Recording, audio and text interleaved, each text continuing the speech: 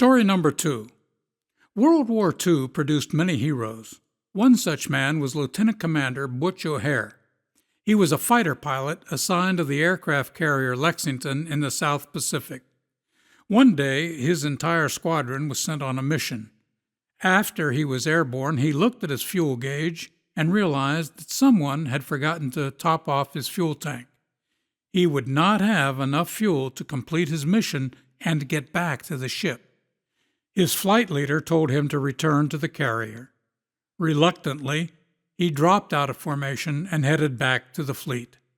As he was returning to the mothership, he saw something that turned his blood cold.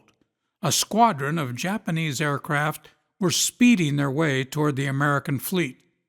The American fighters were gone on a sortie, and the fleet was all but defenseless. He couldn't reach his squadron and bring them back in time to save the fleet, nor could he warn the fleet of the approaching danger. There was only one thing to do. He must somehow divert them from the fleet. Laying aside all thoughts of personal safety, he dove into the formation of Japanese planes. Wing-mounted .50 calibers blazed as he charged in, attacking one surprised enemy plane and then another. Butch wove in and out of the now broken formation and fired at as many planes as possible until all his ammunition was finally spent. Undaunted, he continued the assault. He dove at the planes, trying to clip a wing or tail in hopes of damaging as many enemy planes as possible and rendering them unfit to fly. Finally, the exasperated Japanese squadron took off in another direction. Deeply relieved, Butch O'Hare and his tattered fighter limped back to the carrier. Upon arrival, he reported in and related the events surrounding his return. The film from the gun camera mounted on his plane told the tale. It showed the extent of Butch's daring attempt to protect his fleet. He had, in fact, destroyed 5 enemy aircraft.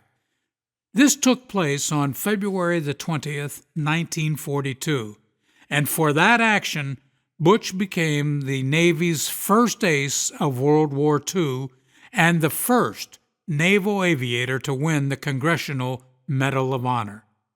A year later, Butch was killed in aerial combat at the age of 29.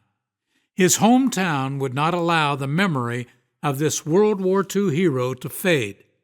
And today, O'Hare Airport in Chicago is named in tribute to the courage of this great man.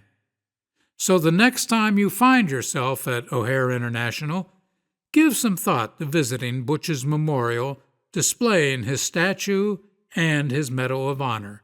It's located between Terminals 1 and 2. So what do these two stories have to do with each other? Butch O'Hare was Easy Eddie's son.